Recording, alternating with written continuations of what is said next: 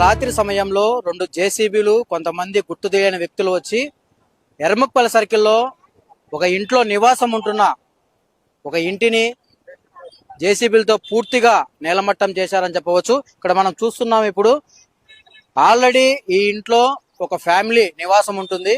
ఇక్కడ మనం చూసుకున్నట్లయితే జేసీబీలతో రాత్రి పూర్తి స్థాయిలో వాళ్ళ ఇంట్లో ఉండే సమయంలోనే పూర్తి స్థాయిలో కూల్చేశారని చెప్పి వాళ్ళు చెప్తున్నారు. ఇక్కడ మనం చూసినట్టయితే లోపల కుటుంబంలో మొత్తం ఒక నివాసం ఉంటే ఏమేమి వస్తువులు ఉంటాయో అక్కడ మనం అన్ని పూర్తి స్థాయిలో ఇక్కడ మొత్తం కూల్చేశారు.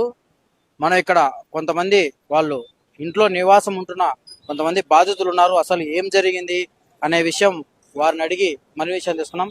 అమ్మా, అసలు ఏం జరిగింది?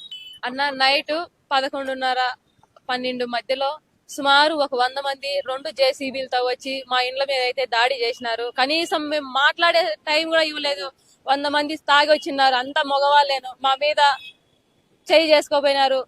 అలాగే మా మెల్లో ఉన్న మంగళసూత్రాలతో కూడా లాక్కపోయినారన్న. మా అయితే చాలా అన్యాయంగా ప్రవర్తించినారు. ఏమి ఎందుకనే లోపే అసలు 10-15 నిమిషాల్లోనే అంతా చేసేసుకుని ఎవరి పాటికి వాళ్ళు వెళ్ళిపోయినారు. మేమైతే పోలీసు వాళ్ళకి కూడా ఇన్ఫర్మేషన్ అయితే ఇచ్చినాం. వాళ్ళంతా అయిపోయినాక వచ్చినారు. 3 అయితే పట్టుకున్నారంట, కానీ వాళ్ళని కూడా వదిలేసినారు. దీనికి అంతటికి మాధవిరెడ్డి భర్తకు సంబంధించిన బంధువులే, మెయిన్ బంధువులు, చాలా దగ్గర బంధువులే ఈ పని అయితే చేయించినారు. లక్ష్మణ్ రెడ్డి చేయించినాడు. ఇంకా 2 ఉన్నారన్న, నాకు పేర్లు అయితే గుర్తు రావడం లేదు. ఇప్పుడు మేము 3 ఫ్యామిలీలు అయితే ఇక్కడ ఉంటాం. 3 ఫ్యామిలీలు, చిన్నోళ్ళు, పెద్దోళ్ళు, ముసలోళ్ళు అందరం ఉన్నాం. ఇప్పుడు మాకైతే ఏ దిక్కు లేదు. ఇప్పుడు మెయిన్ రోడ్డు మీద వచ్చి కూర్చోన్నాం.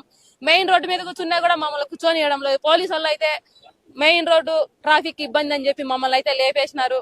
మా బట్టలు గాని, అసలు వంట సామాన్లు గాని, మేము రూపాయి కూలి పనులు చేసుకొని అన్ని కూడబెట్టుకొని చేసుకున్న సంసారాల్లో ఈ రోజు ఒక్క వస్తువు గాని మాకైతే ఏమీ దక్కలేదు. కట్టుకున్న బట్టలు అయితే తప్ప.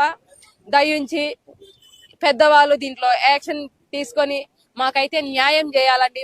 మా స్థలాన్ని మాకు ఇప్పించండి. అలాగే ఇంత చేసిన వాళ్ళని మీద కూడా కొంచెం న్యాయం అయితే వాళ్ళని పట్టుకొని మాకైతే నష్టపరిహారం అయితే ఇప్పించండి. దయచేసి మా స్థలం గురించి మళ్ళీ ఎవరు ఏ ఇబ్బంది పెట్టకుండా మమ్మల్ని అయితే చూడండి. కొంచెం వాళ్ళ అధికారంలో ఉన్నారు కాబట్టి, వాళ్ళంతా బంధువులు కాబట్టి, వాళ్ళ అధికారంలో ఉన్నందువల్ల మేము దళిత హిందువులం కాబట్టి మా స్థలాన్ని దళితులం అని నిర్దాక్షిణ్యంగా ఈ విధంగా అయితే చేసినారు. ఈ మీడియాలో చూస్తున్న వాళ్ళు 2-3 రోజులు మళ్ళా ఇది వదిలేసి మళ్ళా 3వ రోజు మామూలు చేయకుండా దయచేసి మా ఇల్లు మాకు ఇప్పించండి. మాకు ఇది తప్ప వేరే మార్గం అయితే లేదు. మీరు మాకు 1 రోజు 2 రోజులు మేము కూడా చూస్తామండి. లేదు